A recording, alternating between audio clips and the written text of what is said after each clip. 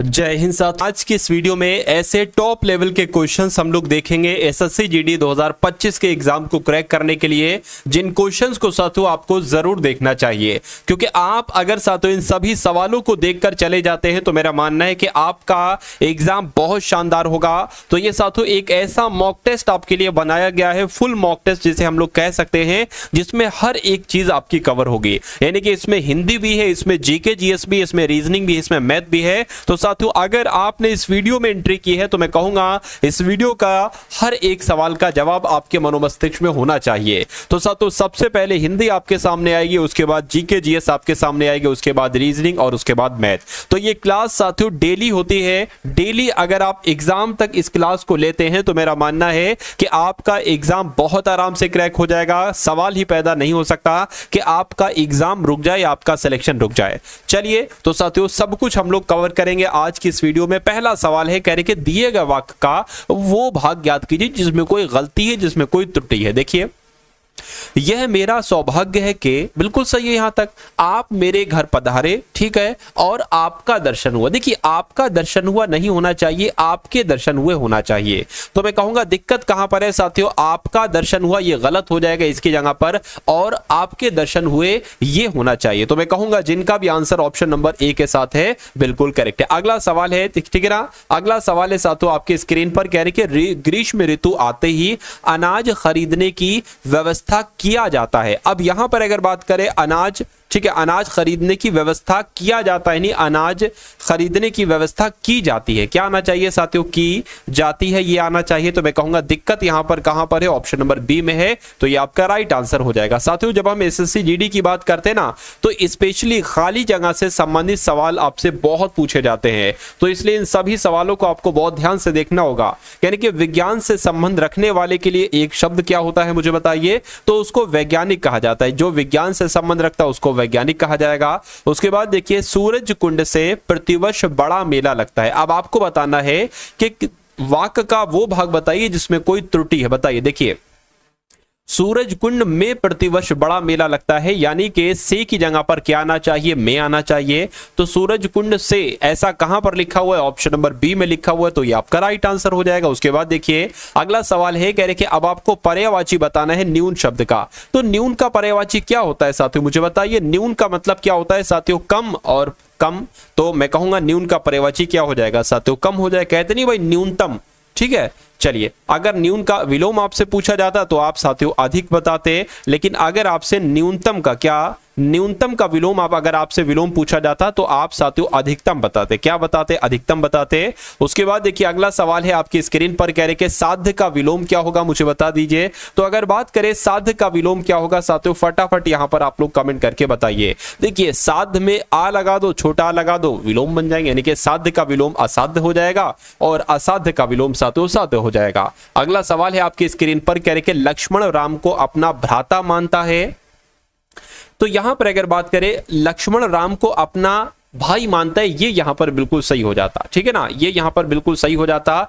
तो रेखांकित खंड की अगर बात करें ये है, इसको प्रतिस्थापित करने के लिए कौन सा विकल्प आएगा, मैं कहूंगा भाई आएगा। इसलिए सही जवाब जिनका भी ऑप्शन नंबर डी है बिल्कुल करेक्ट है। उसके बाद देखिए तालिका में, अब यहां पर साथियों अगर बात करें ना, देखिए दिए गए वाक्य में रेखांकित खंड को, रेखांकित खंड यहां पर तालिका है, यानी कि इसको प्रतिस्थापित करने के लिए एक विकल्प का चयन कीजिए। तालिका में अनेक प्रकार के फूलों का वर्णन किया गया है, तो तालिका की जगह पर हम क्या चित्र लगा सकते हैं, सारणी लिख सकते हैं, पंक्ति या पत्र लिख सकते हैं। मैं कहूंगा सारणी इसकी जगह पर लिख सकते हैं, यानी कि सारणी में अनेक प्रकार के फूलों का वर्णन किया गया है। उसके बाद देखिए सफेद रंग आतंकवाद का प्रतीक होता है, नहीं। हिंसा का प्रतीक होता है, नहीं। शांति का प्रतीक होता है, मैं कहूंगा बिल्कुल सफेद रंग तो शांति का प्रतीक होता है। उसके बाद देखिए राम आजकल घर दौड़ से आता है, दौड़ से आता है नहीं होना चाहिए। तेज से आता है ये भी नहीं होना चाहिए। देर से आता है, बिल्कुल साथियों ये यहां पर बिल्कुल सही बैठ रहा है। जोर से आता है ये भी गलत हो जाएगा। तो इस खाली जगह में साथियों देखिए एसएससी जीडी में तकरीबन 2 से 3 सवाल आपके खाली जगह से संबंधित पूछ लिए जाते हैं, ठीक है ना। तो मैं खाली जगह से साथियों हर एक मॉक टेस्ट में आपको 2 से 3 क्वेश्चन खाली जगह के कराता ही कराता हूं। अब उसके बाद देखिए साथियों दोपहर से पहले के समय के बारे में आपसे यहां पर पूछा जा रहा है, मुझे बताइए साथियों क्या होता है यहां पर आपका राइट आंसर। तो दोपहर से पहले का समय साथियों पूर्वाहन कहलाया जाता है। जाता है, क्या कहलाया जाता है, पूर्वाहन कहलाया जाता है। आधार का आपको बताना है साथियों विलोम क्या होगा। देखिए आधार के विलोम की अगर बात करें तो आधार का विलोम क्या होता है, निराधार होता है। क्या होता है साथियों, आधार का विलोम क्या होता है, निराधार होता है। ये आप सभी लोगों को मालूम होना चाहिए। पार्वती की जब हम बात करें तो पार्वती शब्द का पर्यायवाची क्या हो जाएगा, विभा कहते हैं पार्वती को, नहीं प्रभा कहते हैं, नहीं साथियों। पार्वती की अगर बात करें तो गौरी कहते हैं, यानी कि पार्वती का पर्यायवाची क्या हो जाएगा साथियों, गौरी हो जाएगा। उसके अलावा अगर बात करें आप लोग ध्यान रखेंगे अपर्णा, अपर्णा भी ये पार्वती का ही पर्यायवाची होता है, ठीक है ना। चलिए अब उसके बाद देखिए अगला सवाल है, कह रहे सही वर्तनी वाला शब्द मुझे बताइए कौन सा है। चलिए यहां पर अगर बात करते हैं साथियों तोपची, ठीक है, ये तो तोपची लिखा हुआ गलत है, ये तोपची लिखा हुआ गलत है, तोपची शब्द होता है। और ऐसा कहां पर लिखा हुआ है, ऐसा साथियों आपके ऑप्शन नंबर सी में लिखा हुआ है। तो जिनका आंसर यहां पर ऑप्शन नंबर सी है मैं कहूंगा बिल्कुल करेक्ट है। उसके बाद देखिए फिर से सही वर्तनी वाला शब्द बताइए। देखिए हिंदी की जब हम बात करते हैं ना साथियों एसएससी जीडी की हिंदी, तो इसमें बहुत अधिक चैप्टर नहीं है, बहुत चुनिंदा चैप्टर हैं। उन चैप्टर से ही साथियों आपके क्वेश्चंस बनते हैं एसएससी जीडी में।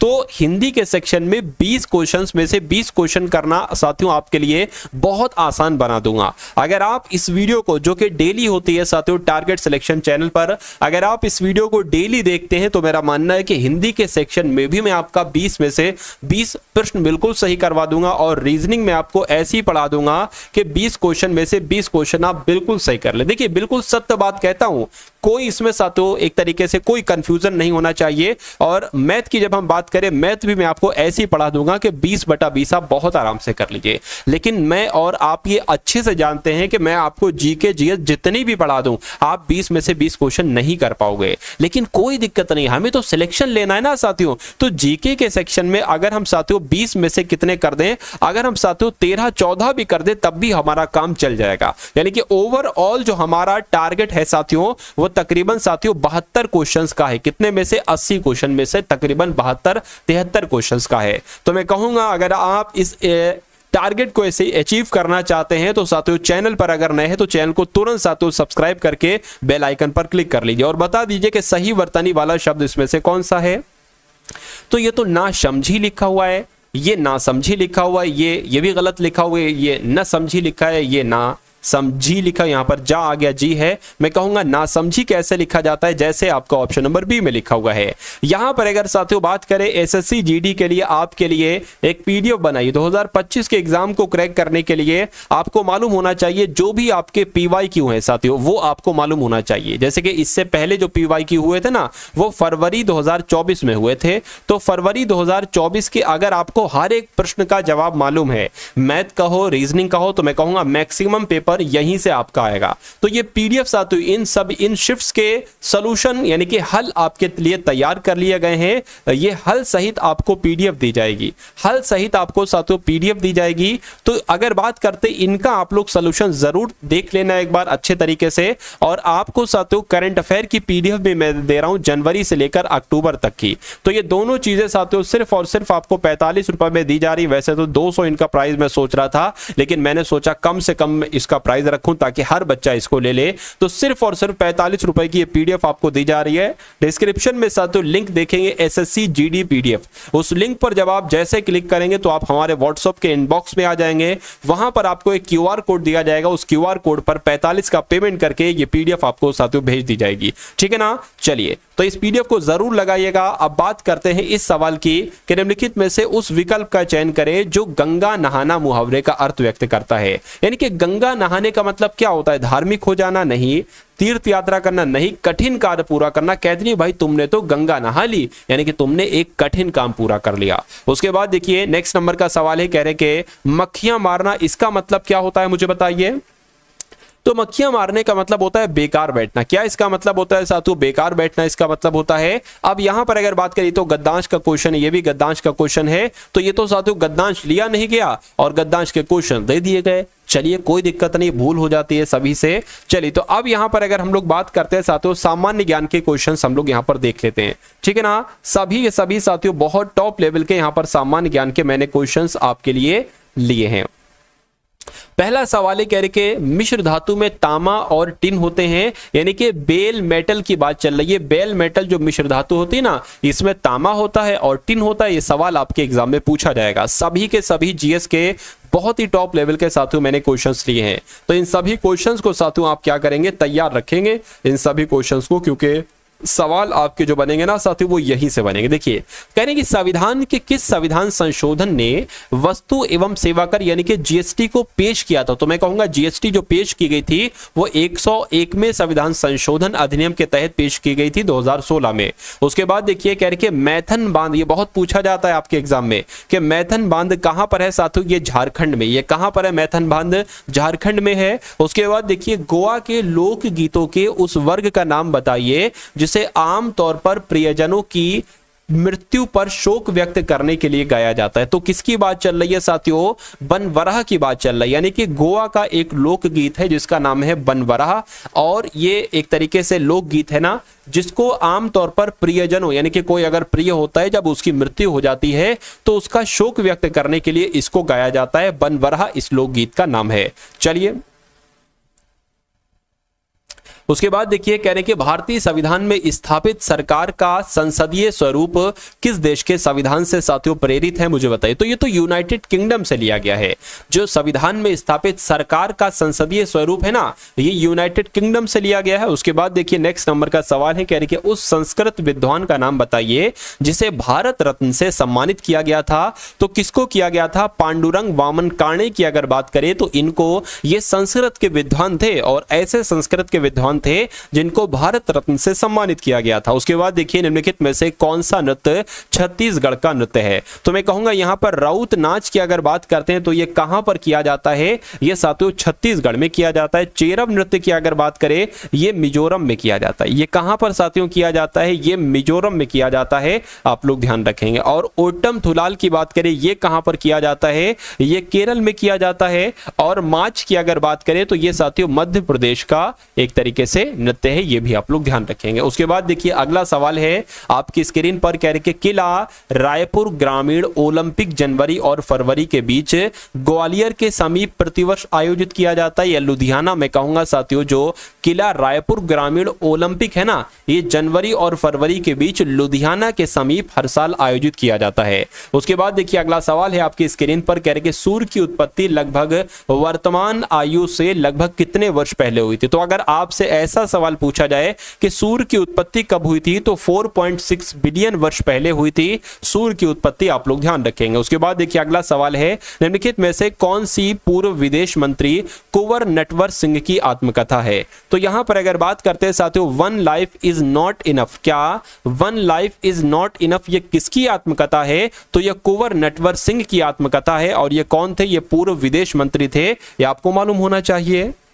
किस ब्रिटिश सेवानिवृत्त सिविल सेवा अधिकारी ने भारतीय राष्ट्रीय संघ की पहली बैठक बुलाने की पहल की थी? तो किसकी बात चल रही है साथियों? एलन ऑक्टेवियन ह्यूम की बात चल रही है, यानी कि A.O. ह्यूम की बात चल रही है। इन्होंने ही सिविल सेवा अधिकारी थे, ऑफिसर थे। इन्होंने भारतीय राष्ट्रीय संघ की पहली बैठक बुलाने की पहल की थी। उसके बाद देखिए, अगला सवाल है, कह रहे कि सतपुड़ा की श्रेणी की सर्वोच्च चोटी का नाम बताइए। तो साथियों इस चोटी का नाम क्या है? धूपगढ़ चोटी इस चोटी का नाम है, जो सतपुड़ा श्रेणी की सर्वोच्च चोटी है। अब उसके बाद देखिए, अगला सवाल है आपके स्क्रीन पर, कह रहे कि 1999 में किस भारतीय को miss world continental queen of beauty Asia और ओएशिनिया का ताज पहनाया गया था? तो किसको साथियों पहनाया गया था? आपसे पूछा जा रहा है।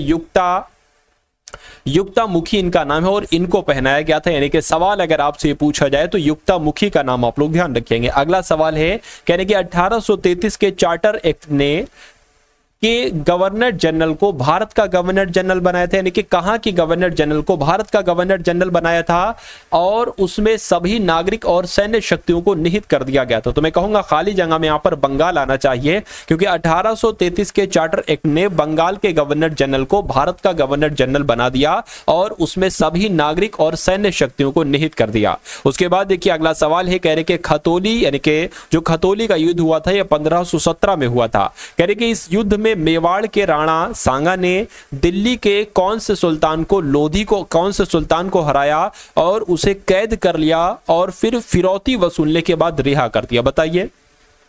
तो यहां पर इब्राहिम लोदी की बात चल रही है। किसकी बात चल रही है साथियों? इब्राहिम लोदी की बात चल रही है। उसके बाद देखिए कह रहे हैं साथियों कोक्सीक्स का भाग, यानी कि कोक्सीक्स की अगर बात करते हैं ना तो ये तो रीढ़ का भाग है साथियों, कोक्सीक्स।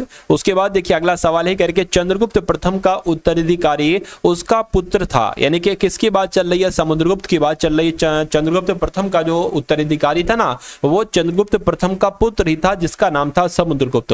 अगला सवाल है, कहा जा रहा है आपसे फैरेड जो है ना, फैरेड ये किसकी इकाई है साथियों मुझे बताइए। तो फैरेड की अगर बात करते हैं तो ये तो धारिता की इकाई है, यानी कि फैरेड धारिता की इकाई है। आंसर आपका जाएगा बी के साथ। उसके बाद देखिए तो अब साथियों यहां पर आपके सामने रीजनिंग के क्वेश्चन शुरू हो चुके हैं। कौन से क्वेश्चन साथियों?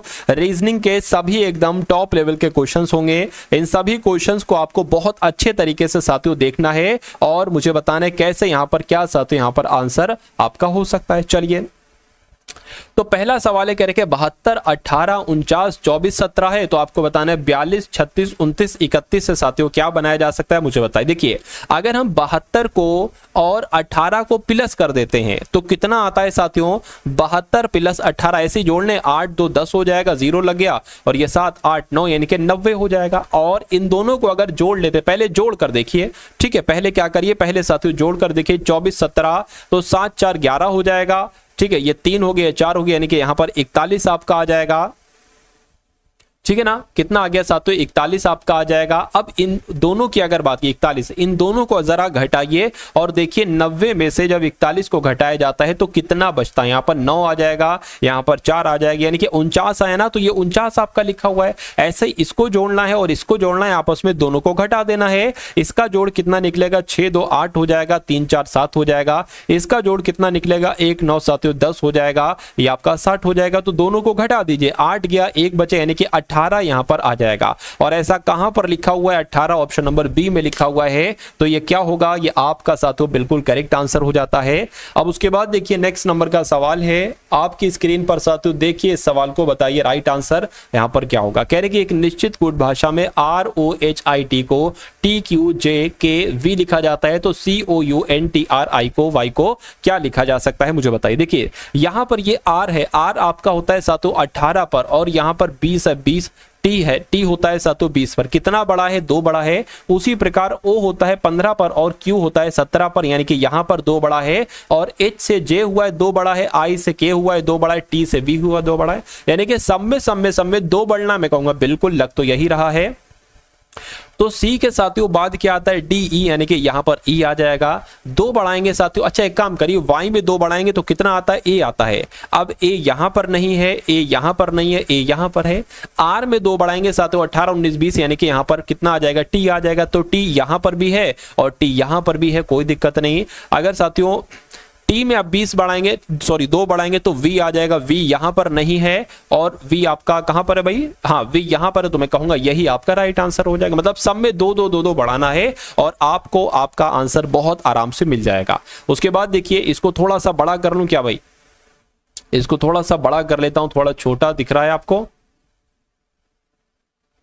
कथन और निष्कर्ष वाला सवाल है और कथन और निष्कर्ष वाला सवाल साथियों जरूर आपके एग्जाम में आता है, कम से कम 2 सवाल तो आपके एग्जाम में आते ही आते हैं। तो इस सवाल को देखिए जरा, क्या कहा जा रहा है यहां पर? कहने के सभी नदियां पहाड़ हैं। तो मान लेते हैं साथियों ये क्या हो गई? ये नदियां हो गई। ये क्या हो गई? ये नदियां हो गई। कहने के सभी नदियां पहाड़ हैं, तो सभी नदियां क्या हो गई? सभी नदियां पहाड़ हो गई। उसके बाद कहने के सभी जंगल पहाड़ हैं, तो मैं कहूंगा साथियों जंगल आपके इसी में तो आएंगे, क्योंकि जंगल कहा गया है कि सभी जंगल पहाड़ है, तो भाई सभी जंगल पहाड़ हो गए। अब निष्कर्ष को पढ़िए और मुझे बताइए कि कौन सा निष्कर्ष साथियों सही है, कौन सा निष्कर्ष गलत है। कहा जा रहा है यहां पर आपसे कुछ जंगल नदी है, तो कुछ जंगल नदी हैं, मैं कहूंगा नदियां ये हैं, जंगल ये है, तो भाई कहां कुछ जंगल नदियां हो रहे हैं? कहने कि कोई जंगल नदी नहीं है, ठीक है, कोई जंगल नदी नहीं। अच्छा एक चीज थोड़ा सा ध्यान दीजिए, एक में कहा गया है कि कुछ जंगल नदी हैं और एक में कहा गया है कि कोई जंगल नदी नहीं है, तो दोनों में से कोई एक बात ही तो सही होगी, कोई एक बात ही तो सही होगी। और कभी भी अगर ऐसी कंडीशन आती है कि कहा जाए कि ये कुछ ये हैं, और कोई कुछ ये नहीं है, तो आपको हमेशा कौन सा निष्कर्ष लगाना होता है, यानी कि कौन सा ऑप्शन चूज करना होता है जिसमें ये लिखा हो या तो निष्कर्ष 1 या निष्कर्ष 2 अनुसरण करता है। तो ऐसा कहां पर यहां पर लिखा हुआ है, ऑप्शन नंबर डी में लिखा हुआ है, तो ये क्या होगा, ये आपका बिल्कुल करेक्ट आंसर हो जाएगा। उसके बाद देखिए यहां पर आपको बताने के सबसे विषम यहां पर कौन सा हो सकता है, मुझे बताइए। 78 4, 72 6, 39 3, 56 4। देखिए अगर इसको हम कट करें तो 4 एकम 4, ठीक है, और ये 16 हो जाएगा, फिर 4 चौक 16 हो गया। इसको अगर कट करें 3 एकम 3, 3 तिया 9 हो गया। इसको अगर कट करें 6 एकम 6, 6 दूना 12 हो गया। इसको अगर कट करें साथियों 4 एकम 4, 3 जाएगा। अच्छा ये तो कट ही नहीं रहा है पूरा पूरा, लेकिन ये पूरा पूरा विभाजित हो गया, ये पूरा पूरा विभाजित हो गया, ये पूरा पूरा विभाजित हो गया, ये नहीं हो रहा है, तो ये सबसे विषम हो जाएगा, सबसे विषम हो जाएगा। तो साथियों यही आपका बिल्कुल करेक्ट आंसर हो जाएगा। उसके बाद देखिए अगला सवाल है, कह रहे कि MHZ है, क्या है साथियों, MHZ है, उसके बाद NGY है, उसके बाद OFX है, उसके बाद PEW। तो आपको बताने के उसके बाद कौन से 3 लेटर आ सकते हैं। अब यहां पर आप देखिए M होता है 13 पर, N होता है 14 पर, O होता है 15 पर, P होता है 16 पर, तो जाहिर सी बात है 17 वाला आ जाएगा, 17 पर होता है Q। उसके बाद H होता है 8 पर, G होता है 7 पर, F होता है 6 पर, E होता है 5 पर, तो मैं कहूंगा 4 वाला आ जाएगा, 4 पर होता है D, और Z होता है 26 पर, Y 25 पर, X 24 पर, और ये 23 पर, और यानी कि 22 वाला आ जाएगा, तो 22 पर होता है V। तो अब आपको देखना है कि QDV कहां पर लिखा हो, मैं कहूंगा QDV तो ऑप्शन नंबर C में लिखा हुआ है, तो ये आपका बिल्कुल करेक्ट आंसर हो जाएगा। उसके बाद देखिए नंबर सीरीज वाला सवाल है, कहा जा रहा है कि 37 है सबसे पहले, उसके बाद 26 आ गया है, फिर 39 आया है, उसके बाद 24 आया है, और फिर 41 आया है। आपको यहां पर यह बताना है कि इन नंबर्स की जो सीरीज चल रही है ना, उसके बाद ये वाला यहां पर कौन सा नंबर आएगा, 22 26 23 या साथियों 25। अब देखिए यहां पर लॉजिक क्या लगा, कभी भी रीजनिंग का क्वेश्चंस आपको थोड़ा सा दिमाग लगा के करना है कि लॉजिक आखिर यहां पर क्या लगा है। अगर हम 37 से 26 पर जाएंगे तो हमें थोड़ा सा बैक आना पड़ेगा, लेकिन अगर हम साथियों 37 से 39 पर जाएंगे तो हमारे लिए कोई दिक्कत नहीं है, 2 बढ़ाना है। 39 से 41 पर जाएंगे 2 बढ़ा, यानी कि यहां पर भी 2 बढ़ाया, यहां पर भी 2 बढ़ाया। उसी प्रकार 26 से 24 पर जाने पर 2 घटाया, तो मैं कहूंगा 24 से इस वाला नंबर प्राप्त करने के लिए हमें 2 घटाना पड़ेगा, यानी कि 24 से 2 घटाएंगे तो यहां पर 22 आ जाएगा। तो क्या 22 आपका आंसर होगा, मैं कहूंगा बिल्कुल यही लॉजिक लगा है, 22 ही आपका बिल्कुल सही जवाब हो जाएगा। अगला सवाल है आपकी स्क्रीन पर, कह रहे हैं कि एक गोल यानी कि एक सर्किल टाइप का आपके पास कागज का टुकड़ा है, उसको साथियों यहां से फोल्ड किया जाता है और इसका ये वाला साइड इस तरफ आ जाता है, यानी कि आपके पास अब एक ऐसी आकृति आ गई। अब इसको यहां से फोल्ड किया जाता है, ये वाला पार्ट इसके ऊपर ला दिया जाता है, और अब आपके पास एक ऐसी आकृति आ चुकी। कैसी आकृति आ चुकी है साथियों, ट्रायंगल टाइप की। यहां पर आपके सामने एक आकृति आ चुकी, इतनी बात क्लियर है। अब अच्छा पता क्या किया जाता है, अब यहां पर जो आपके पास एक, अब यहां से फोल्ड किया जाता है और ये एक ऐसी आकृति बना दी जाती है। अब किया यह जाता है कि यहां से एक कट लगाया जाता है ऐसा करके, तो जब साथियों इसको ओपन किया जाएगा तो ये कैसी दिखेगी, ऐसी ऐसी ऐसी या ऐसी, बस इतनी सी बात आपसे यहां पर पूछी जा रही। देखिए मैं कहूंगा साथियों कि यहां पर एक कट लगाए, तो इसको जब साथियों ओपन करेंगे ना, ठीक है, इसको ओपन करेंगे तो ये कट साथियों मैं कह सकता हूं कि ये कट थोड़ा सा ऐसे करके भी आएगा, ठीक है, मतलब ये यहां पर हार्ट बन जाएगा। जब यहां पर हार्ट बनेगा तो जाहिर सी बात है यहां पर भी हार्ट बन जाएगा, और फिर एक करके साथियों यहां पर भी आपका हार्ट बन जाएगा, और यहां पर भी एक साथियों जो हृदय टाइप का बन जाएगा। तो मैं कहूंगा ऐसा कि यहां पर है नहीं, यहां पर है नहीं, सिर्फ और सिर्फ यहां पर है, ऑप्शन नंबर सी वाले में है। तो मैं कहूंगा कि आपका right answer option number C के साथ है, तो बिल्कुल करेक्ट भाई, बहुत बढ़िया, वेरी गुड क्लास। अगला सवाल है आपकी स्क्रीन पर, कहा जा रहा है कि यदि UPSIDE को 74 लिखा जाता है, SHAR के इसको साथियों उसी लॉजिक के अकॉर्डिंग क्या लिखना है, बस इतनी सी बात आपसे यहां पर पूछी जा रही है। तो मैं कह सकता हूं कि इन सभी का टोटल 74 है। एक बार ट्राई कर लेते साथियों, ठीक है, एक बार ट्राई कर लेते। U 21 पर आता है, P 16 पर आता है, S 19 पर आता है, और I 9 पर आता है, D 4 पर आता है, और E 5 पर आता है। इसको टोटल करके क्या 74 आ रहा है, देखिए जरा, तो 5 4 9 9 9 18, ठीक है, और 18 कितना हो जाएगा साथियों, ये आपका एक काम कर लेते हो साथियों, 18 19 और 26, ठीक है, 18 19 16 और 21 आ जाएगा। इसको टोटल करिए जरा, 8 2 16 17 17 18 19 20 21 22 23 24 24 2 लग गया, तो यहाँ पर साथियों 5 हो जाएगा, 6 7, यानी कि बिल्कुल 74 ईयर आ रहा। तो अब हमें कुछ नहीं करना है, इन सब को टोटल कर देना है। S 19 पर आता है, H 8 पर आता है, A 1 पर आता है, R 18 पर आता है, K 11 पर आता है, S 19 पर आता है। इसको टोटल कर लीजिए, आपको आपका आंसर मिल जाएगा। देखिए अगर बात करते हैं साथियों 19 और ये 9 हो जाएगा, ठीक है, 9 ये 28 बोले तो 27 हो गया, ये 27 और 11 यानी कि 37 38 हो गया, तो 38 और 19 दूना 38, ठीक है,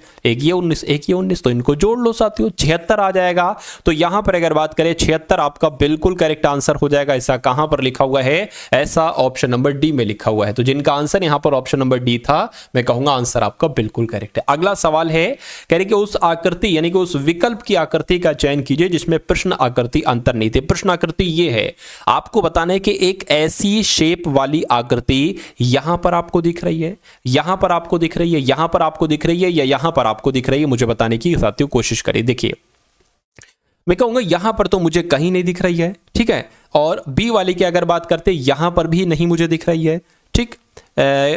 अगर बात करते साथियों कि यहां पर थोड़ा सा लग रहा है, देखिए ऐसे आई, ये ऐसे आई, ये ऐसे आई और ये ऐसे चली गई, तो ऐसी आकृति ही तो यही आकृति बनी है, और यहां पर भी नहीं दिख रही। तो मैं कहूंगा ऑप्शन आपका जो जाएगा वो ऑप्शन आपका सी के साथ जाएगा। उसके बाद देखिए नेक्स्ट नंबर का सवाल है, इसको थोड़ा सा और बड़ा साथियों मैं कर देता हूं। यहां पर देखिए अब आपको यह बताना है कि ये वैसे ही सवाल है, प्रश्न आकृति आपके सामने है। अच्छा ये प्रश्न आकृति नहीं, ये दर्पण प्रतिबिंब वाला सवाल है, यानी कि अगर यहां पर दर्पण रखा जाता है, इसको मैं और थोड़ा बड़ा कर देता हूं आपके लिए, देखिए ठीक है, इसको मैंने थोड़ा सा और बड़ा कर दिया ताकि आपको बिल्कुल अच्छे तरीके से क्लियर दिख जाए। अब यहां पर देखिए, जब यहां पर दर्पण रखा जाता है तो ये आकृति कैसी दिखाई देगी, बस इतनी सी बात आपको बताने। देखिए इसका मुंह किस तरफ है, ये ऐसे करके है, ये ऐसे करके है, तो मैं कहूंगा जब साथियों ये दर्पण में दिखाई देगी तो कुछ ऐसे करके साथियों दिखाई देगी, कुछ ऐसे करके दिखाई देगी, ठीक है ना। इसका मुंह अभी ऊपर की तरफ है, फिर ये नीचे की तरफ दिखाई देगा, ठीक है, कोई दिक्कत नहीं है। अब यहां पर गोला है तो यहां पर भी गोला दिखाई देगा, लेकिन यहां पर ट्रायंगल टाइप का कुछ दिखाई दे रहा है, इसलिए आंसर नहीं होगा। अच्छा इसका मुंह ऊपर की तरफ है, इसलिए आंसर नहीं होगा, क्योंकि नीचे की तरफ मुंह होना चाहिए, इसका भी मुंह ऊपर की तरफ है, इसलिए ये आंसर नहीं होगा। मैं कहूंगा साथियों आंसर आपको ऑप्शन नंबर ए के साथ जाएगा, और क्यों जाएगा ये भी मैंने आपको बता दिया, ठीक है। अगला सवाल है आपकी स्क्रीन पर, अब इस सवाल को देखिए और मुझे बताइए कि आपका राइट आंसर यहां पर किस ऑप्शन के साथ जाएगा।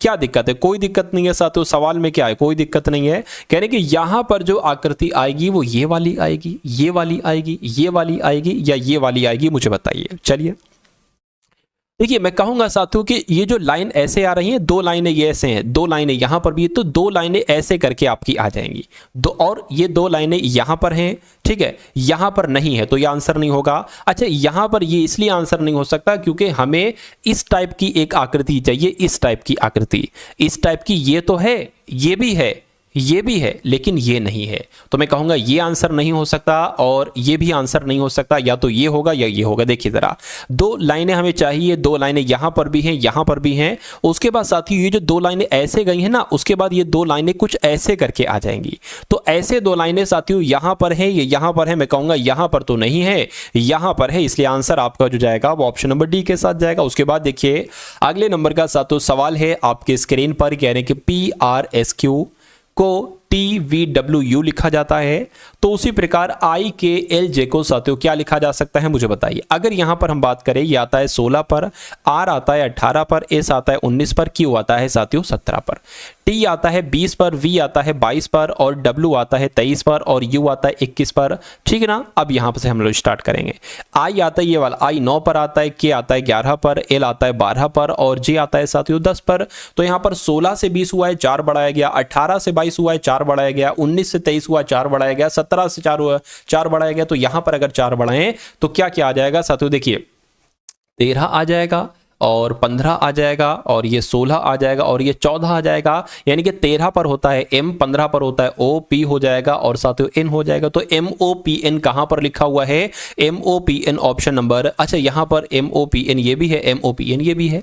अब मैटर यहां पर क्या है, आप देखेंगे जरा कि बीच में दो कैपिटल हैं, बीच में दो कैपिटल हैं, तो यहां पर बीच में दो कैपिटल, यहां थे बीच में दो कैपिटल, यहां पर आ गए, बीच में दो कैपिटल होना चाहिए, तो बीच में दो कैपिटल यहां पर नहीं है, यहां पर हैं, तो मैं कहूंगा MOPN जो होगा वो ऑप्शन नंबर बी वाला नहीं होगा, ऑप्शन नंबर डी वाला होगा। चार शब्द दिए गए हैं जिनमें से तीन किसी तरह से समान है और एक इसमें से सबसे अलग है, यानी कि सबसे भिन्न है। तो भिन्न वाले का आपको चयन करना है। सबसे अलग क्या इसमें कार्गो होगा, ट्रॉली होगा, टेम्पो होगा या साथियों ट्रक होगा। देखिए जब इन तीनों की हम बात करते हैं ना तो ये कहीं ना कहीं माल ढोने के काम आता है। ट्रॉली पर माल लगाया जाता है, टेम्पो में भी साथियों हम लोग कह सकते हैं, ट्रक भी कह सकते हैं, या हम लोग कह सकते हैं साथियों जो सड़क पर चलने वाली चीजें हैं। लेकिन जब हम कार्गो की बात चलते हैं ना, कार्गो की, तो कार्गो एक अलग चीज है। कार्गो जैसे कि जो जलीय रास्ता या हवाई रास्ते से जो माल जाता है ना, इसको कार्गो कहा जाता है। तो मैं कहूंगा सबसे विषम कौन सा है, सबसे भिन्न कौन सा है, ऑप्शन नंबर ए वाला है और यही आपका राइट आंसर। अब अगला सवाल देखिए, कह रहे कि 12 से यहां पर 156 बनाया गया है, यानी कि जो 12 से 156 बनाने में जो रूल लगा है वही रूल किस ऑप्शन में लगा है, इसमें, इसमें, इसमें या साथियों इसमें। देखिए थोड़ा सा अगर आप दिमाग लगाएंगे ना, आप देखेंगे कि भैया 12 गुणा 12 कितना होता है, 12 गुणा 12 144 होता है। तो अगर हम साथियों 12 की गुणा 13 से करके देखें कितना आएगा, देख लेते हैं साथियों कितना आएगा। मेरे हिसाब से तो इतना ही आ जाना चाहिए, 12 3 36, 12 एकम 12, 6 आ गया, 5 आ गया, देखिए 156 आ गया। तो मैं कहूंगा कि यहां पर ये रूल लगा है, यानी कि जो ये नंबर है ना, इसकी गुणा इससे अगले वाले नंबर से कराना है। ठीक है, तो इसकी गुणा अगर 11 से कराएंगे तो भैया 110 होता है, ये 101 है। 15 की गुणा साथियों अगर हम 16 से करा देते हैं, क्या 15 की गुणा 16 से करा देते हैं तो 6 5 30 हो जाएगा, 6 कम 6 9 हो जाएगा और ये 15 आ जाएगा 0। ये तो साथियों इतना नहीं बन रहा है, ठीक है ना, इतना साथियों 240 बन रहा है। इसकी अगर बात करें बिल्कुल साथियों 10 की गुणा आप 11 से कराओगे तो 110 आएगा। यानी कि कहने का मतलब है जो रूल यहां पर लगा है वही रूल ऑप्शन नंबर सी वाले में लगा है। अब उसके बाद देखिए अगले नंबर का सवाल है आपकी स्क्रीन पर। इस सवाल को देखिए, ये बहुत अच्छा सवाल है और देखकर बताइए राइट आंसर क्या होगा। कह रहे कि एक पंक्ति में लीला आगे से 18वीं है, यानी कि एक पंक्ति हम बना लेते हैं साथों ऐसे करके, और आगे से यानी कि आगे वाला ये हो जाएगा, पीछे वाला ये हो जाएगा, तो आगे से 18वीं है। तो मैं कहूंगा साथियों कहीं यहां पर 18वीं रैंक आ रही होगी ऊपर से, और यहां पर कौन है साथियों, यहां पर लिली है। तो इतनी बात आपकी क्लियर होगी, कहिए बिल्कुल क्लियर होगी कि पंक्ति में लिली आगे से 18वें नंबर पर है, यानी कि जबकि मिनी पीछे से 16वीं है। तो अगर हम मान लेते हैं साथियों यहां पर क्या, अगर इसको यहां से काउंट करेंगे 1 2 3 4 5 6 16, तो ये मिनी जो है ना, मिनी है ना, हाँ बिल्कुल मिनी है, तो मिनी साथियों 16वें नंबर पर है। यानी कि अगर इसको इधर से काउंट करते हैं तो लिली 18वें पर है, और इसको इधर से काउंट करते हैं तो लिली 16वें नंबर पर है। और कहने कि यदि निशा आगे से 25वीं है, अब देखिए यानी कि यहां से 25वीं है, तो जब 1 से काउंट करोगे तो मान लीजिए साथियों अब यहां पर अगर बात करें 25वीं है, देखिए ये 18वीं हो गई, 18वीं 19 20 21 22 23 24 25, यानी कि कहीं यहां पर निशा आएगी। क्या कहीं यहां पर निशा आएगी? निशा का नाम इधर ना लिख के इधर लिख दो साथियों, निशा यहां पर आएगी। ठीक है, ये क्या हो जाएगी, ये 25वां हो जाएगा, यानी कि इधर से ये 25वां है। उसके बाद कह रहे कि और लिली, यानी कि ये लिली और लिली मिनी के ठीक बीच में है। क्या कहा गया है, थोड़ा ध्यान दीजिए कि यदि निशा आगे से 25वीं है और वह यानी कि निशा लिली और मिनी के ठीक बीच में है, यानी कि लिली और निशा के बीच में जितने लोग हैं उतने ही लोग निशा और मिनी के बीच में है। कहने का मतलब ये है, तो कितने लोग बीच में देखिए जरा, 1 2 3 4 5 6, यानी कि तो 6 लोग साथियों निशा और मिनी के बीच में हो जाएंगे। ठीक है ना, ये हो गए। तो पूछा जा रहा है कि पंक्ति में कुल कितने व्यक्ति हैं, ये आपसे पूछा जा रहा है। अब देखिए ये अगर हम यहां से स्टार्ट करें, मान लीजिए यहां से अगर स्टार्ट करते हैं तो ये लिली तक 18 लोग हो गए ना, लिली तक 18 लोग हो गए। और ये कितने लोग लिली और निशा के बीच में कितने लोग हैं, 6 लोग हैं, तो साथियों 6 कर दिया, प्लस एक निशा का स्थान हो जाएगा, एक निशा का स्थान हो गया, और निशा और मिनी के बीच में भी 6 लोग हैं साथियों, 6 हो गए। और इधर से करोगे मिनी, मैं मिनी के 1 से लेकर 16 तक ये है, तो 16 प्लस कर दो, टोटल बता दो कितने लोग हो गए, कोई दिक्कत नहीं। क्या है 6 और 1 7 और 6 13, यानी कि ये 13 हो गए। तो अब जोड़ दो 13 18 और 16 को जोड़ दो, कितना आ जाएगा 14 15 16 17। ठीक है ना, तो ये 17 का 7 आ गया, 1 हासिल का लग गया 4, यानी कि मैं कह सकता हूं टोटल पंक्ति में कितने लोग होंगे, 47 लोग होंगे। तो 47 कौन से ऑप्शन में है साथियों, ऑप्शन नंबर ए वाले में। उस विकल्प का चयन कीजिए जो तीसरे पद से उसी प्रकार संबंधित है जिस प्रकार दूसरा पद पहले पद से संबंधित है। यानी कि मधुमक्खियों का संबंध जैसे हम से है, वैसे ही सांप का संबंध किससे होगा। देखिए मधुमक्खियों की आवाज को कहा जाता है हम, क्या कहा जाता है? मधुमक्खियों की आवाज को हम कहा जाएगा, तो सांप की आवाज को क्या कहा जाएगा? हिस्स कहा जाएगा। इसलिए सही जवाब आपको ऑप्शन नंबर ए के साथ जाएगा। शेर की अगर बात करें गर्जना, तो हाथी क्या भौंकता है, चीखना है या चिंघाड़ता है या साथियों घुरघुर करता है?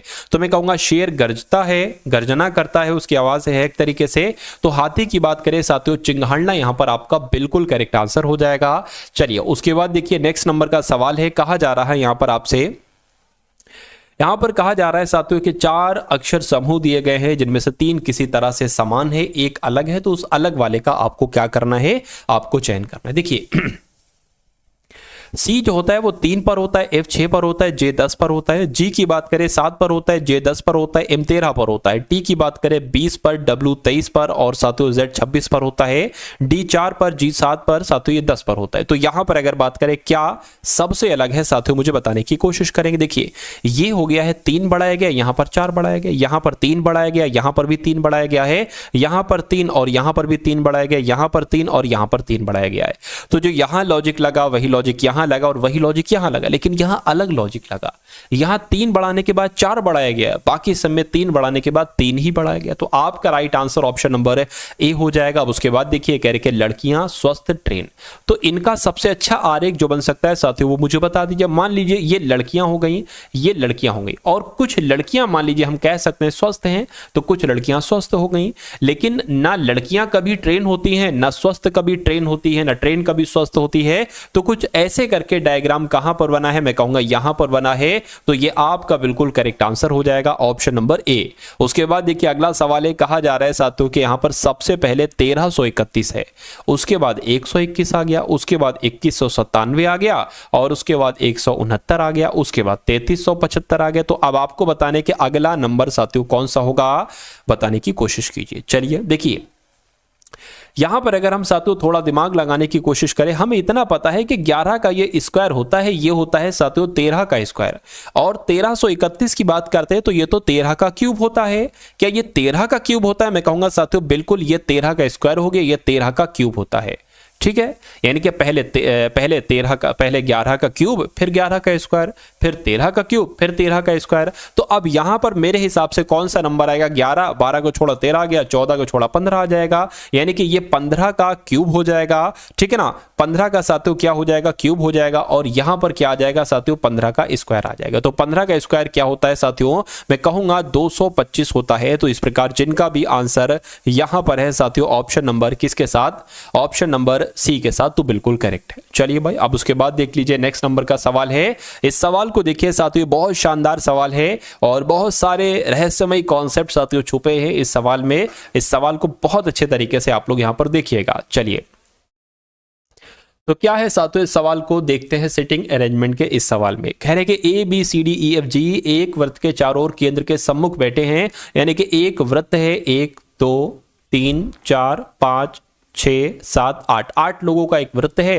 कह रहे कि ई जो है ना, ई ये एफ के बाएं से दूसरे स्थान पर बैठा है और ए के दाएं से तीसरे स्थान पर बैठा है। ई के बारे में बात चल रही, मान लीजिए ई को अगर हम यहां पर बना दें तो ई जो है ना ये एफ के बाएं से दूसरे स्थान पर है, तो एफ जाहिर सी बात है यहां पर बनेगा। एफ के बाएं से दूसरे स्थान पर ई हो गया, ठीक है ना। उसके बाद कह रहे हैं कि और ई जो है ना, ई ये ए के दाएं से तीसरे स्थान पर है, तो ए हमें यहां पर बनाना पड़ेगा। 1 2 3 ए के दाएं से तीसरे स्थान पर है।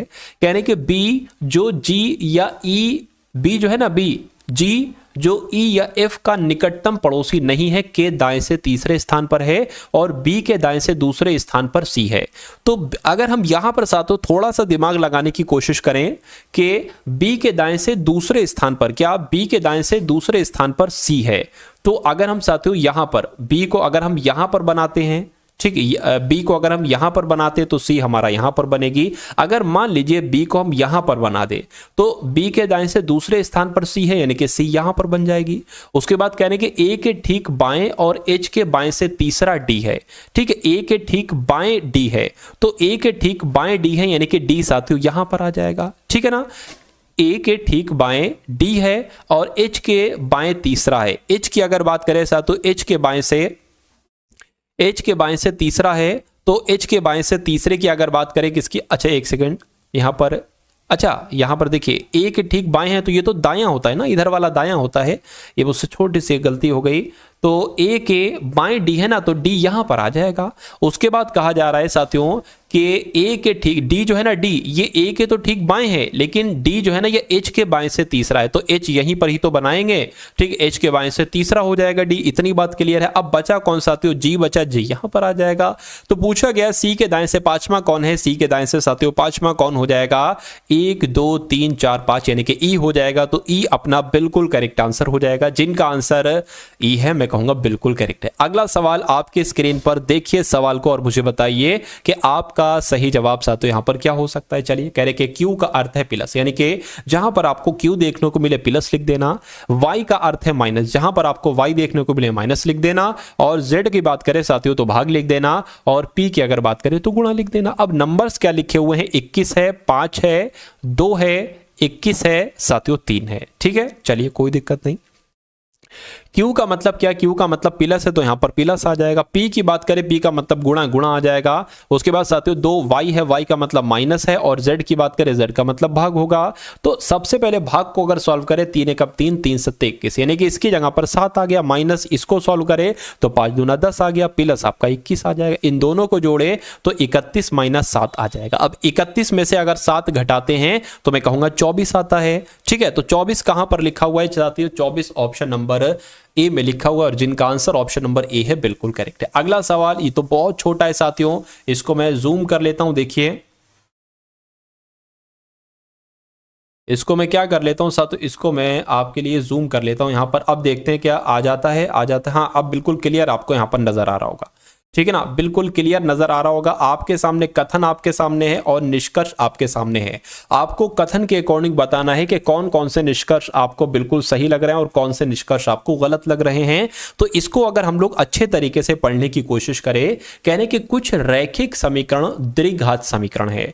तो अगर हम बात करें साथियों, ये क्या हो जाएंगे, ये रैखिक समीकरण हो जाएंगे। शॉर्ट में लिख दिया है रैखिक समीकरण द्विघात समीकरण। मान लीजिए इतने रैखिक समीकरण क्या हो जाएंगे, द्विघात समीकरण हो जाएंगे। ठीक है ना, कहने के सभी द्विघात समीकरण, यानी कि ये सभी द्विघात समीकरण, ये सभी द्विघात समीकरण बीजगणितीय समीकरण हो जाएंगे। अब निष्कर्ष को पढ़िए और मुझे बताइए कौन सा निष्कर्ष सही कौन सा गलत है। तो कहने के सभी रैखिक समीकरण बीजगणितीय समीकरण है।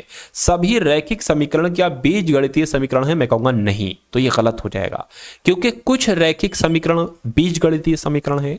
उसके बाद कहने के कुछ बीजगणितीय समीकरण, यानी कि कुछ बीजगणितीय समीकरण, कुछ बीजगणितीय समीकरण रैखिक समीकरण है। बिल्कुल साथियों, इतने बीजगणितीय समीकरण रैखिक समीकरण है, तो ये आपका सही हो गया। इसको देखिए, कुछ बीजगणितीय समीकरण, कुछ बीजगणितीय समीकरण द्विघात समीकरण, बिल्कुल साथियों इतने बीजगणितीय समीकरण द्विघात समीकरण, ये भी बिल्कुल सही हो जाएगा। सभी द्विघात समीकरण रेखिकीय समीकरण है। सभी द्विघात समीकरण रैखिक समीकरण, मैं कहूंगा नहीं, कुछ द्विघात समीकरण रैखिक समीकरण, तो ये गलत हो जाएगा। यानी कि दूसरा और तीसरा वाला आपका जो निष्कर्ष है ये बिल्कुल अनुसरण करता है। और ऐसा कहां पर लिखा हुआ है साथियों, ऐसा आपका ऑप्शन नंबर डी में लिखा हुआ है। बहुत बढ़िया, वेरी गुड क्लास। तो अब आपके सामने साथियों, ठीक है ना, अब आपके सामने साथियों मैथ के क्वेश्चंस, ठीक है, मैथ के क्वेश्चन साथियों शुरू हो चुके हैं। ठीक है, तो इन सभी क्वेश्चंस को साथियों बहुत अच्छे तरीके से आप लोग देखिएगा और अपने स्कोर को साथियों आकिएगा कि कितने मैथ के क्वेश्चंस आप यहां पर बिल्कुल सही तरीके से, बिल्कुल सही ढंग से जो है ना वो कर सकते हैं। तो पहला सवाल आपकी स्क्रीन पर है, दूसरा सवाल उससे भी शानदार है। पहले सवाल में साथियों कहा गया है, इसको बहुत आराम से देखिएगा, बहुत ध्यान से देखिएगा। कहने के निम्नलिखित में से इनमें से कौन सी, इनमें से सभी में से सबसे बड़ा कौन सा है। क्या अगर 400 रुपए अंकित मूल्य पर 8%, यानी कि अगर अंकित मूल्य 400 रुपए है और इस 400 रुपए पर 8% की छूट दी जाती है, तो ये सबसे बड़ा होगा। या 240 रुपए पर अंकित मूल्य पर, यानी कि 240 रुपए पर 12% की छूट दी जाती है, ये बड़ा होगा, ये बड़ा होगा। तो मैं कह सकता हूं साथियों, मैं निकालना पड़ेगा 8% की छूट दी जाती है, यानी कि इसको 92% में बेचा जाता है। 2 0 से 2 0 कट गए, 92 चौक कितना होगा, 4 दूना 8 हो जाएगा, और 9 चौक आपका कितना हो जाएगा, 36 हो जाएगी। तो 368 आ गया। इसकी अगर बात करें साथियों 240 का 12%, यानी कि साथियों मैं कहूंगा 88% में, तो इस जीरो से आपका ये जीरो कैंसिल हो जाएगा, 2 चौक और 2 पंजे हो जाएगा, ठीक है ना। इतनी बात क्लियर है। अब इसको अगर कट करेंगे साथियों, 5 चौक 20 हो जाएगा, 5 अट्ठे 40 हो जाएगा। तो अगर हम साथियों 44 की गुणा 4.8 से करेंगे तो कितना आएगा जरा देखिए, 4 अट्ठे 32 हो गया, 4 अट्ठे 32 बोले तो 35 हो गया, ठीक है। 4 चौक 16 हो गया, 4 चौक 16 17 हो गया, यानी कि 2 आ गया, 11 आ गया, यहां पर 11, यानी कि यहां पर कितना आ गया साथियों, 2 आ जाएगा। मैं कहूंगा साथियों 200 कितना हो जाएगा, 11.2 करके हो जाएगा। अच्छा, ये अभी बड़ा है तो ये तो आंसर हो ही नहीं सकता, ठीक है। 500 का 7% की अगर बात करें, अब देखिए अगर 500 का ये 10% होता, ठीक है, चलो कोई दिक्कत नहीं, निकाल लेते हैं। 500 का अगर 7 बोले तो 93% निकालना है, तो 2 जीरो से 2 जीरो कैंसिल, 5 तियां कितना हो जाएगा, 15 हो जाएगा, 5 नीम 45 बोले तो 46 हो जाएगा। अभी भी अब साथियों ये आंसर नहीं हो सकता, क्योंकि ये अभी तक हमें ये सबसे बड़ा नजर आया है।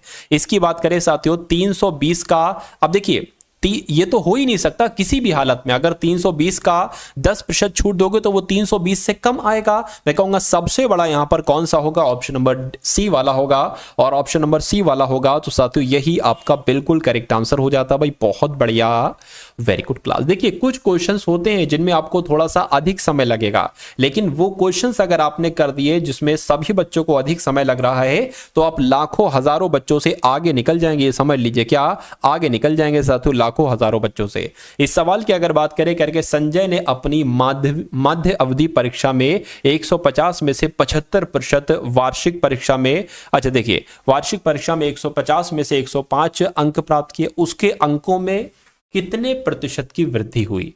यानी कि जो उसकी मेडवल परीक्षा थी ना साथियों, कह सकते हैं हाफ अर्ली वाली परीक्षा थी, तो उसने 150 में से 75% अंक प्राप्त किए। मैं कह सकता हूं उसने 50% अंक प्राप्त किए, और वार्षिक एनुअल एग्जाम में उसने 150 में से 105 अंक प्राप्त किए। तो इसका तो हमने निकाल लिया कि ये आधा है तो 50% होगा, लेकिन इसका थोड़ा सा नहीं निकाल पाएंगे। तो 105 को प्रतिशत में बदल लीजिए, नीचे क्या आ जाएगा, 150 आ जाएगा। 50 तियां 50 दूना 3 तियां 3 पंजे, यानी कि 35 दूना 70 हो जाएगा। तो मैं कहूंगा साथियों कि उसने हाफ अर्ली एग्जाम में 50% अंक प्राप्त किए थे, एनुअल एग्जाम में 70% अंक प्राप्त किए थे। उसके अंकों में प्रतिशत वृद्धि कितनी हुई है, वृद्धि हुई है साथियों 20 की। तो ये 20 आंसर ना लगा देना, 20 को आपको प्रतिशत में बदलना है। 20 बड़ा है, किससे बड़ा है, 50 से बड़ा है, तो 50 यहां पर आ जाएगा। 50 से कम 50, 50 दूना 100, यानी कि 20 दूना आपका 40 हो जाएगा। तो मैं कहूंगा कि उसके अंकों में कितने प्रतिशत की वृद्धि हुई है साथियों, 40% की वृद्धि हुई है। यह आपका बिल्कुल करेक्ट आंसर हो जाएगा। जिनका भी आंसर ऑप्शन नंबर डी था, मैं कहूंगा बिल्कुल करेक्ट है। अगला सवाल आपकी स्क्रीन पर है, देखिए सवाल को कह रहे कि 16 भाग 4 गुणा 4 भाग 4। देखिए ये तो ऐसे ही कट जाएगा साथियों, इसकी जगह पर 4 आ जाएगा, गुणा 4 और ये साथियों भाग 4 है, 4 चौक आपका 16 हो जाएगा, फिर 4 आ गया तो इसको कट करेंगे, फिर 4 आ जाएगा। यानी कि यदि किसी व्यापारी के द्वारा 45 मीटर कपड़ा बेचने पर प्राप्त किया गया लाभ 5 मीटर कपड़े के विक्रय मूल्य के बराबर, तो उसका क्या पूछा जा रहा है, उसका लाभ साथियों क्या होगा, इतनी सी बात आपसे यहां पर पूछी गई है। तो इस सवाल को साथियों देखिए और जरा मुझे बताइए कि इस सवाल का सोल्यूशन कैसे करेंगे आप, आंसर क्या हो सकता है इस सवाल का। कभी भी अगर आपके सामने ऐसा सवाल आ जाए कि किसी व्यापारी के द्वारा इतना कपड़ा बेचा जाता है, तो उसको इतने कपड़े के बेचने के मूल्य के आधार पर उसको साथियों लाभ होता है। तो पता क्या करना है, लाभ आपका हुआ है 5 मीटर का, तो 5 मीटर का लाभ निकालने के लिए 100 से गुणा करेंगे, और नीचे आप पता क्या लिखेंगे, नीचे लिखेंगे साथियों विक्रय मूल्य। क्या विक्रय मूल्य, यानी कि सेलिंग प्राइस, और प्लस साथियों क्या कर देंगे, जितने का प्रॉफिट हुआ है ना, ठीक है, प्रॉफिट वो घटा देंगे।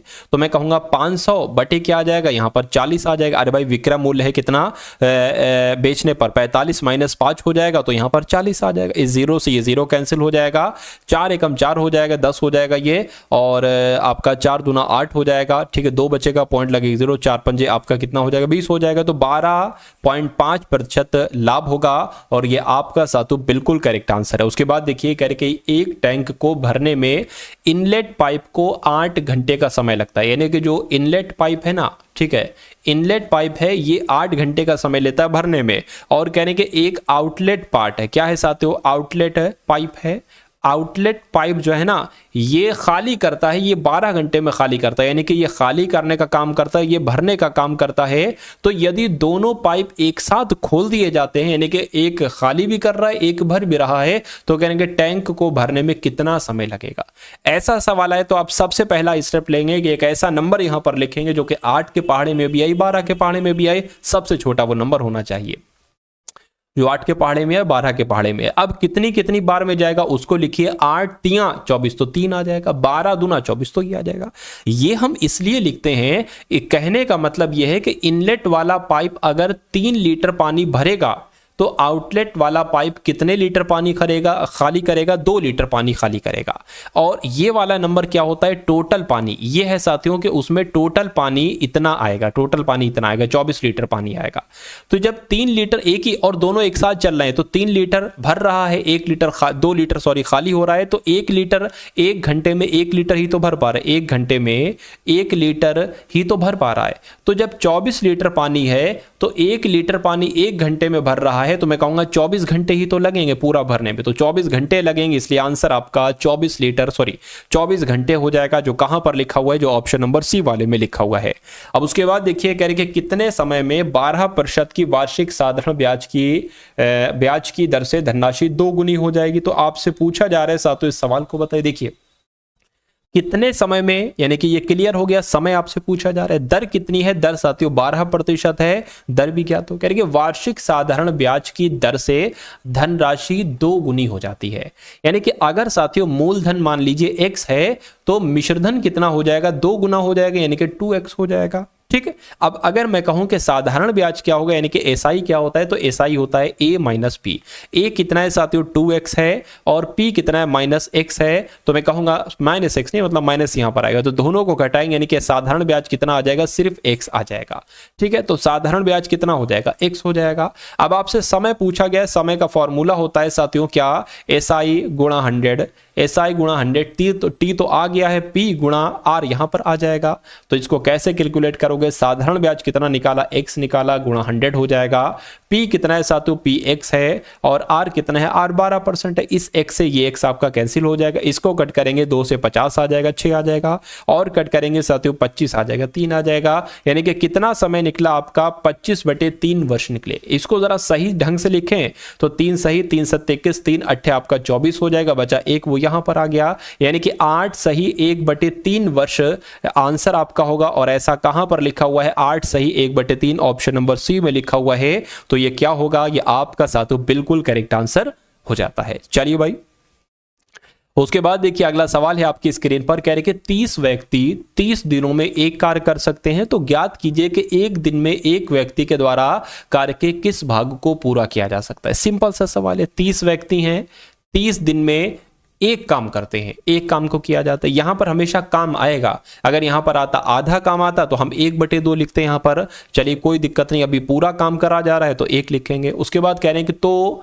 याद कीजिए कि एक दिन में एक व्यक्ति द्वारा किए गए कार्य के किस भाग को पूरा किया जाएगा। मैं यहां पर साथियों क्या कह सकता हूं, मैं कहूंगा कि x काम किया जा सकता है, यानी कि 30 दिन में 30 व्यक्ति एक काम करते हैं, तो एक दिन में एक व्यक्ति मान लीजिए x काम करेगा, तो अब आप x की वैल्यू निकाल लीजिए, काम आपका हो जाएगा। चलिए क्या हम करेंगे साथियों, ये तो 1 यहां पर आ जाएगी, 1 यहां पर आ जाएगा, यानी कि अगर यहां पर साथियों हम लोग बात करें तो ये तो कितना आ गया, 3 3 9, यानी कि 900 आ गया। ठीक है, और मैं कह सकता हूं साथियों ये क्या आ गया, ये आपका ये आ गया।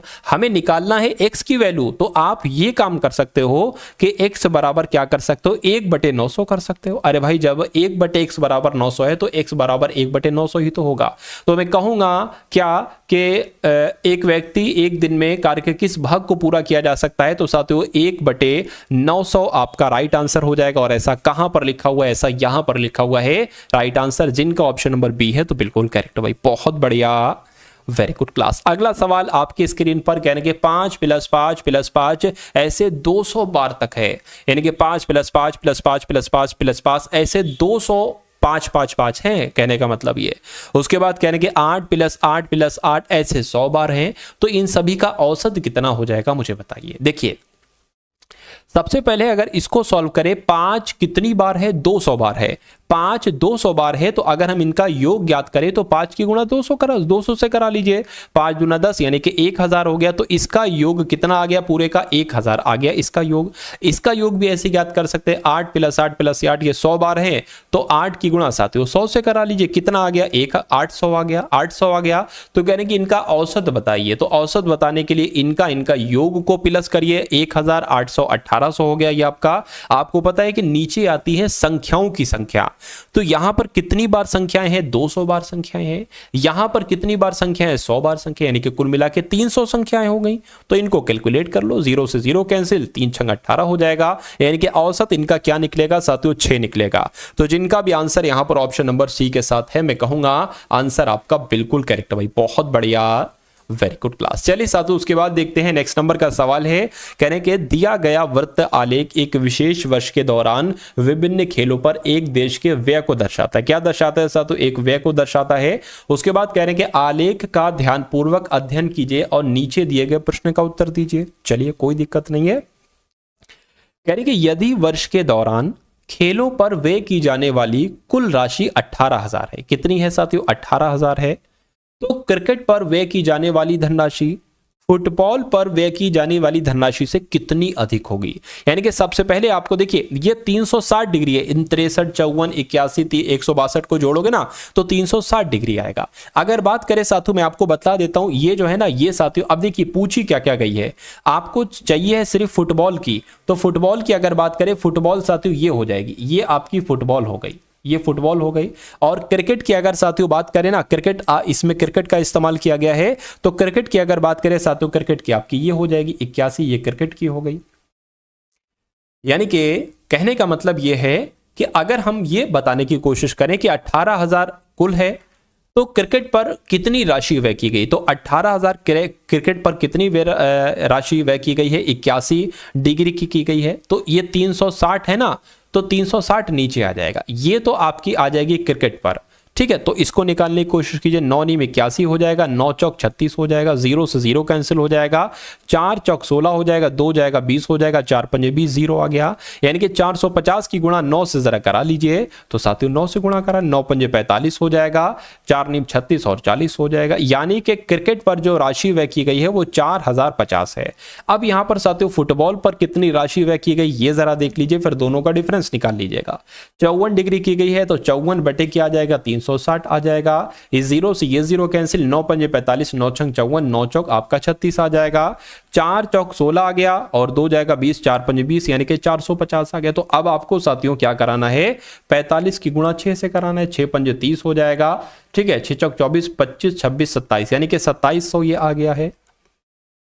तो अब आप ये बता दीजिए कि साथियों ये जो है ना इससे कितना अधिक है, तो इनको डिफरेंस ही तो कराना पड़ेगा। 5 में से 0 गया, 5 आया और यहां पर 13 आया। यानी कि मैं कह सकता हूं कि क्रिकेट पर व्यय की जाने वाली धनराशि जो ये है, फुटबॉल पर व्यय की जाने वाली धनराशि से जो ये है, इससे कितना अधिक है, 1350 अधिक है। तो 1350 आपका बिल्कुल करेक्ट आंसर हो जाता है भाई, बहुत बढ़िया, वेरी गुड क्लास। अगला सवाल है आपके स्क्रीन पर, इस सवाल को साथियों देखिए और मुझे बताइए आपका राइट आंसर यहां पर साथियों क्या हो सकता है। कहने कि अजय स्थिर जल में 6 किलोमीटर प्रति घंटा की चाल से अपनी नाव चला सकता है। चलिए, धारा की चाल 4 किलोमीटर प्रति घंटा है, तब धारा के अनुकूल 30 किलोमीटर जाने में उसे कितना समय लगेगा। देखिए अगर साथियों स्थिर जल, अगर स्थिर जल में चाल जो है ना वो 6 किलोमीटर प्रति घंटा है और धारा की चाल क्या है, धारा की चाल 4 किलोमीटर प्रति घंटा है, तो अगर मैं आपसे ये पूछूं कि धारा के साथ साथ चाल क्या है, तो धारा के साथ साथ चाल, देखिए ये तो नाव की चाल है स्थिर जल में, और अगर धारा भी जाने लगी 4 किलोमीटर प्रति घंटा, तो साथियों 6 किलोमीटर प्रति घंटा प्लस 4 किलोमीटर प्रति घंटा, तो ये चाल हो जाएगी 10 किलोमीटर प्रति घंटा। ठीक है, अब चाल आपके पास आ गई, चाल कितनी हो गई, चाल 10 किलोमीटर प्रति घंटा हो गई। उसके बाद कह रहे हैं कि तब धारा के अनुकूल, यानी कि धारा के साथ साथ अगर नाव जाती है तो 30 किलोमीटर दूरी जाने में कितना समय लगेगा। दूरी कितनी बताई गई है, दूरी साथियों 30 किलोमीटर की बताई गई है। पूछा क्या जा रहा है, पूछा साथियों समय जा रहा है। तो आपको तो पता है कि समय बराबर क्या होता है, समय बराबर होता है दूरी गुणा चाल। तो दूरी कितनी है साथियों, दूरी 10 है और चाल कितनी है, चाल 30 है। तो साथियों हमें समय कैसे निकाल जाएंगे, यहां पर अच्छा सॉरी, दूरी बराबर होता है, ये सूत्र मैंने गलत लिख दिया, दूरी बराबर होता है चाल गुणा समय, ठीक है ना। और ये समय बराबर तो होता है साथियों क्या, दूरी बटे चाल, ठीक है। तो दूरी के नीचे आएगा, वही तो मैं कहूं साथियों, ठीक है, कोई दिक्कत नहीं है। देखिए दूरी कितनी है साथियों, समय निकालने की कोशिश करें तो दूरी कितनी है, दूरी 30 है और चाल कितनी है, 10 की स्पीड से जा रहा है। तो मैं कहूंगा समय कितना निकलेगा, समय आपका 3 घंटे निकलेगा। और 3 घंटे कौन से ऑप्शन में है, तो 3 घंटे आपका ऑप्शन नंबर डी वाले में है भाई। बहुत बढ़िया, वेरी गुड क्लास। दो समांतर चतुर्भुज समान आधारों पर समान समांतर के बीच स्थित हैं, उनका क्षेत्रफल का अनुपात आपसे पूछा जा रहा है। देखिए दो समांतर चतुर्भुज हैं, समांतर चतुर्भुज समान आधार है, उनके समान समांतर के बीच स्थित है। तो मैं कहूंगा उनका क्षेत्रफल का अनुपात 1:1 होना चाहिए। ये आपका बिल्कुल करेक्ट आंसर हो जाएगा। उसके बाद देखिए साथियों नेक्स्ट नंबर का सवाल है आपके स्क्रीन पर, इस सवाल को देखिए और मुझे बताइए कि आपका राइट आंसर क्या होगा। कहने के एक परीक्षा में 42 छात्रों के औसत अंक 64 थे, ठीक है। तो सबसे पहले इस लाइन का मतलब अगर हम निकालने की कोशिश करें, एक परीक्षा में 42 छात्र थे और इनका औसत अंक कितने थे, 64 थे। अगर मैं आपसे पूछूं कि इन 42 छात्रों के कुल मिला के अंक कितने थे, तो 42 की गुणा आपको 64 से करना पड़ेगी। तो 64 की गुणा साथियों हम 42 से कर लेते हैं, कितना हो जाएगा, 8 हो जाएगा, 12 हो जाएगा, 4 चौक 16 हो जाएगा और साथियों यहां पर 25 आ जाएगा। ये 8 आ गया, ये 8 आ गया, ये साथियों 6 आ गया, ये 2 आ गए। यानी कि मैं क्या कह सकता हूं साथियों, 2688 ये क्या हो जाएगा, ये साथियों 42 छात्रों के अंकों का योग हो जाएगा। 42 छात्रों के अंकों का योग हो जाएगा, क्या हो जाएगा, 2688। अच्छा उसके बाद कहने के बाद में ये पाया गया कि 3 छात्रों के अंक गलती से 64 42 26 की जगह पर 26 के बजाय 72 58 44 ले लिए गए। यानी कि गलती से क्या साथियों 64 42 26 के बजाय, ठीक है, इतने ले लिए गए। यानी कि लेना थे इतने और ले लिए गए इतने। तो अगर हम देखें 64 42 26 का योग क्या होगा साथियों, 64 42 26 का योग क्या होगा, जरा देखिए, ये आपका 10 हो जाएगा, 12 आ गया, ये आपका 10 आ गया, 11 12 13, यानी कि 132 आपका हो गया। इतनी बात क्लियर है, तो ये बिल्कुल क्लियर है। उसके बाद कह रहे साथियों देखिए 64 42 26 की अगर बात करें, ये आपका 6 हो गया, 12 हो गया, ये आपका 10 11 12 13, अच्छा ये आपका कितना हो गया, 132 हो गया, ठीक है। तो ये मैंने यहां पर लिख लिया 132। उसके बाद कह रहे हैं कि जरा इसको देखिए 72 58 44, और अभी मैं आपको समझाऊंगा अच्छे तरीके से, इसको मैं प्लस कर लूं। 72 58 44 की अगर बात करें तो ये कितना हो गया, 14 हो गया, ठीक है, ये 8 हो गया, 8 और ये 13 हो गया, 14 15 16 17, यानी कि 174 हो गया। कहने का मतलब ये है कि 3 छात्रों के अंक गलती से, यानी कि 132 के बजाय, क्या 132 के बजाय हमने कितना काउंट कर लिया, हमने 174 ले लिया।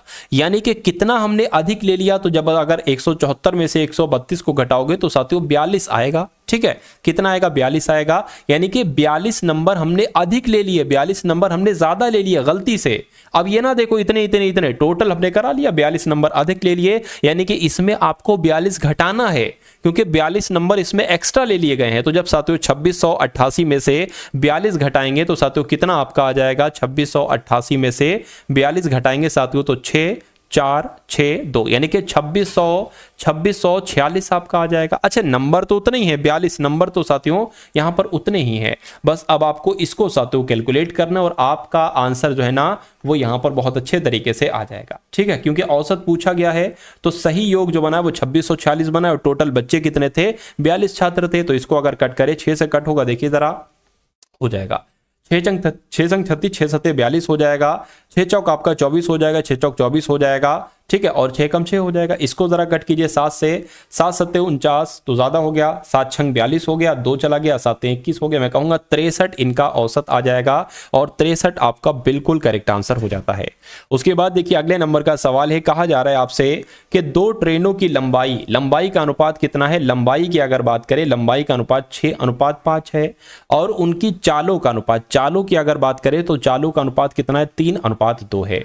तो एक पोल को पार करने में उनके द्वारा लिए गए समय का अनुपात क्या होगा, यानी कि समय का अनुपात आपसे पूछा जा रहा है।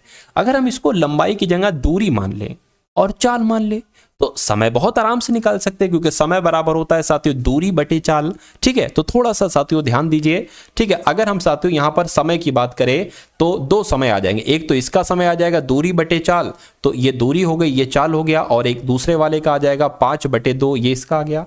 इसको अगर कट करें 3 दुना, ठीक है, कितना हो गया साथियों 3 दुना आपका हो जाएगा। और इसकी अगर बात करें साथियों, ये आपका कितना आ जाएगा, ये तो साथियों 2.5 आपका आ जाएगा। कितना आ जाएगा, ये आपका साथियों 2.5 आ जाएगा। इतनी बात क्लियर है? कहिए बिल्कुल क्लियर है। चलिए कोई दिक्कत नहीं है। या एक काम करिए, या आप साथियों एक काम ये करिए, एक काम ये करके इसको ऐसे ना कट करके इसको गुणा करा लीजिए, क्रॉस मल्टीप्लाई। 6 दुना 12 हो गया, और साथियों ये कितना हो जाएगा 3 पंजे 15 हो गया। ठीक है, 3 से कट करें 3 चौक 12 आ गया, 3 पंजे 15 आ गया, तो 4:5 उनके समों का अनुपात निकलेगा। 4:5 कहां लिखा हुआ है? ऑप्शन नंबर बी में लिखा हुआ है। अगला सवाल आपके स्क्रीन पर, कभी भी अगर आपके सामने साथियों डेटा है, डेटा मतलब ये जो लिखा हुआ है, तो 26, 32, 26, 28, 26, 24, 31, 24 का बहुलक आपसे पूछे, यानी कि बहुत सारे अलग अलग आपको नंबर दे रखे हों और आपसे पूछा जाए कि इनका बहुलक क्या हो सकता है। तो बहुलक पता क्या होता है? जो नंबर सबसे ज्यादा बार आया है। क्या? जो नंबर सबसे ज्यादा बार आया है वही बहुलक होता है। तो मैं कहूंगा यहां पर तो मुझे जो 26 लग रहा है ना, 1 बार 2 बार 3 बार, ठीक है 3 बार है 26। 24 की बात करें 1 2, ठीक है 24 2 ही बार है, तो मैं कहूंगा 26 यहां पर आया है अधिकतम बार। 1 2 3 3 बार आया है, तो ये क्या होगा? ये आपका बिल्कुल करेक्ट आंसर हो जाता भाई। बहुत बढ़िया, वेरी गुड क्लास। अब उसके बाद देख लीजिए साथियों, अगले नंबर का सवाल है आपकी स्क्रीन पर। कह रहे कि 6/6 क्या 6/6 गुणा 9 प्लस 6 माइनस 9 गुणा 6 माइनस 6 प्लस 6 गुणा 9। इसको आपको कैलकुलेट करना है। देखिए 6/6 है ना, तो इसकी जगह पर क्या आ जाएगा साथियों? इसकी जगह पर आपका 1 आ जाएगा। ठीक है ना, 1 आ जाएगा साथियों। तो मैं कहूंगा यहां पर 9 आ गया, प्लस यहां पर कितना आ जाएगा? यहां पर 6 माइनस 9 पंजे 45, 9 छंग कितना हो जाएगा? 54 हो जाएगा।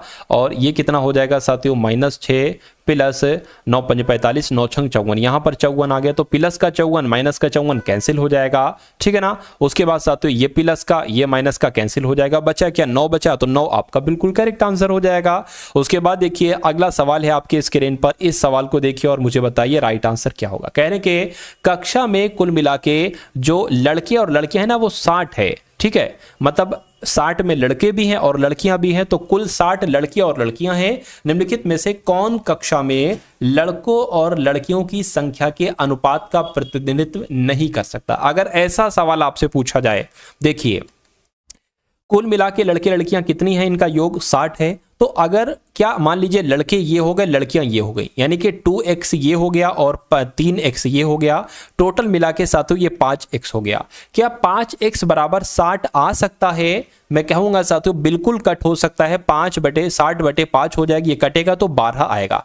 प्रॉपर यानी कि x का मान हमें प्रॉपर मिल चुका है 12। अगर हम साथियों इसकी बात करें तो 1x 3x यानी कि 4x बराबर क्या आ जाएगा? 60 आ जाएगा। इसका भी प्रॉपर आंसर आपका आ जाएगा। 4 से कट करेंगे 4 एकम 4 4 एकम 4 आ जाएगा, 20 हो जाएगा, 4 पंजे 20, यानी कि x बराबर कुछ मान आया है। अगर मान पॉइंट में आएगा तो वो प्रतिनिधित्व नहीं करता होगा। ठीक है ना, चलिए उसके बाद इसको अगर कट करें साथियों 6x और 1x यानी कि 7x बराबर 60, क्या 7x बराबर 60 कट सकता है? 60/7 कटेगा, लेकिन पॉइंट में आंसर आएगा, तो यही तो हमें नहीं चाहिए है। तो इनमें से कौन सा अनुपात प्रतिनिधित्व नहीं करता है? ये वाला नहीं करता है, बाकी ये भी कट हो जाएगा। 10x बराबर 60 तो बहुत आराम से कट हो जाएगा। खैर अगला सवाल है आपकी स्क्रीन पर। कहा जा रहा है आपसे कि चक्रवृद्धि ब्याज के तहत उधार ली गई राशि 10 वर्षों में 2 गुनी हो जाती है। यह समान ब्याज दर पर खुद से 4 गुनी कब हो जाएगी? कितने समय में 4 गुनी हो जाएगी? 24 वर्ष में, 15 वर्ष में, 20 वर्ष में, या साथियों 40 वर्ष में? कभी भी अगर इस कॉन्सेप्ट पर आधारित सवाल आए, कहा जाए कि चक्रवृद्धि ब्याज पर उधार ली गई धनराशि इतने वर्षों में इतनी गुना हो जाती है, तो यह समान ब्याज दर पर खुद के इतनी गुना कितने समय में हो जाएगी? आपको साथियों ऐसे बनाना, बस इतना सा काम हो गया। कहने के साथियों 10 वर्ष में 2 गुनी हो जाती है, यानी कि पहले कभी को 1 गुनी होगी, फिर 2 गुनी हो गई। कितने वर्षों में? 10 वर्ष में।